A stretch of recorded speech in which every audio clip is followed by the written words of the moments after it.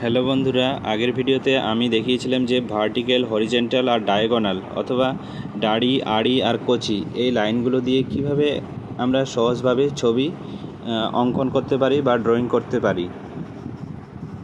So আজকের ভিডিওতে আমি দেখাবো যে এই যে ঢেউ খেলানো লাইনগুলো আছে এটার ব্যবহার আমরা কোথায় করব, কোন ছবিতে এই ঢেউ খেলানো লাইনগুলো ব্যবহার করতে হবে, আর এই লাইনগুলো যদি আমরা বারবার প্র্যাকটিস করি তাহলে আমাদের কোথায় কাজে লাগবে সেটাই আমি একটা ছোট ড্রয়িংয়ের মাধ্যমে বা এই যে বাঁকানো লাইনটা আমি টানলাম এটা আমরা কোথায় ব্যবহার করব, এই দুটো লাইন আর তার সঙ্গে কিছু দাড়ি আর কচি ব্যবহার করে আমি কিছু ছবি একটা সংক্ষেপে একটা ছবি এখন বানিয়ে দেখাবো। সো আপনারা ভিডিওটা দেখুন, তাহলে ভালো করে বুঝতে পারবেন।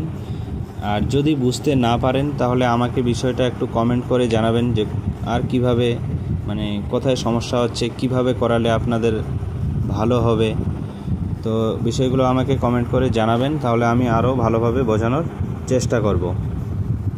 বা আমি ড্রয়িং ক্লাস করাই, যদি আপনি আমার বাড়ির আশেপাশের কোনো জায়গা থেকে দেখেন তাহলে আমার দোকানে এসে বা বাজারে এসে আমার সঙ্গে যোগাযোগ করতে পারেন, কিভাবে কি করতে হয় আমি বুঝিয়ে দেব বিষয়গুলো। সো এই যে উপরে যে ঢেউ খেলানো লাইন, এই লাইনগুলো টেনে আমি দুটো পাহাড় বানিয়ে নিলাম। আর এই যে কার্ভড বা বাঁকানো লাইনটা আছে এটা আমি সূর্যর কাজে ব্যবহার করব। আর কিছু এটা সূর্য হয়, এটা সুন্দরভাবে বোঝানোর জন্য এখানে কিছু দাড়ি টেনে দিব, তাহলেই হয়ে গেল একটা সূর্য, পাহাড়ের পেছনে একটা সূর্য।